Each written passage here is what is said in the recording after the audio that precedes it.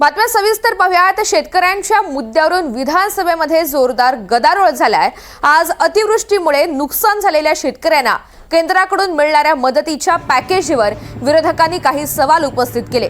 शिवाय सोयाबीनच्या दरांवरून सुद्धा विरोधक प्रचंड आक्रमक झाले। दरम्यान एकाच मुद्द्यावर खूप वेळ चर्चा सुरू असल्याचं विधानसभा अध्यक्षांनी म्हटलं।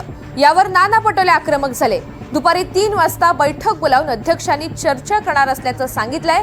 मात्र यावर विरोधकांनी सभात्याग केलेला आहे।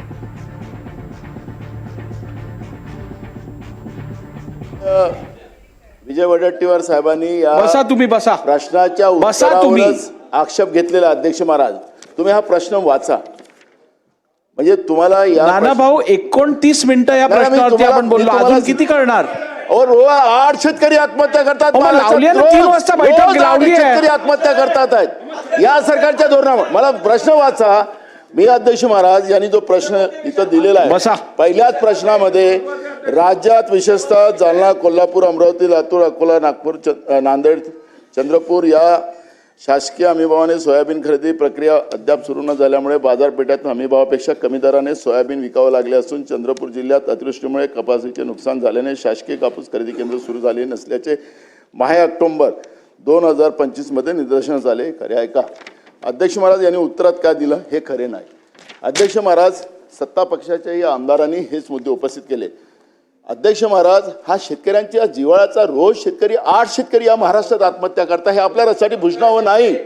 हे भूषणावं याला राजकारण करता येणार नाही। अध्यक्ष महाराज, आम्हाला तुमच्याकडून अपेक्षा, अध्यक्ष महाराज, हे सरकार बोथळ झालं असेल, हे सरकार बोथळ झालं असेल, पण याला तुम्हाला सूचना द्या ना। म्हणून हा प्रश्न राखून ठेवा। ठीक आहे नाना भाऊ, मी ऐकलं। राखून ठेवा, याला उत्तर खालती बसा। या प्रश्नावरती आपण अर्धा तास चर्चा केलेली आहे। मला सभागृहात तुम्ही नाही आता असं चालणार नाही। या संदर्भात 3 वाजता माझ्या दालनात मी बैठक लावत आहे। ज्या सदस्यांना आपलं मत मांडायचं असेल त्यांनी 3 वाजता माझ्या दालनात येऊन या बैठकीत सहभाग घ्यावा। महोदय, माननीय अध्यक्ष महोदयाने रुलिंग दिलं आहे। शेवटी प्रश्न राखून ठेवून थोडे त्यातनं काही मार्ग निघणार आहे। ते स्वतः त्याच्यावर बैठक घेत आहेत त्याच्यावर, आणि हा काही विषय आमच्याकरता राजकारणाचा नाही आहे। त्यांच्याकडे बैठक करू, अजून काय असेल ते करू, त्यातनं मार्ग काढू। चला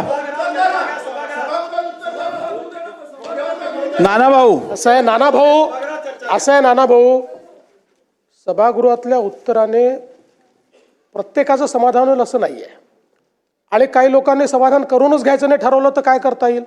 त्यामुळे मुळामध्ये नाही तंबी द्यायची गरज नाही आहे। त्यांनी योग्य उत्तर दिलेलं आहे।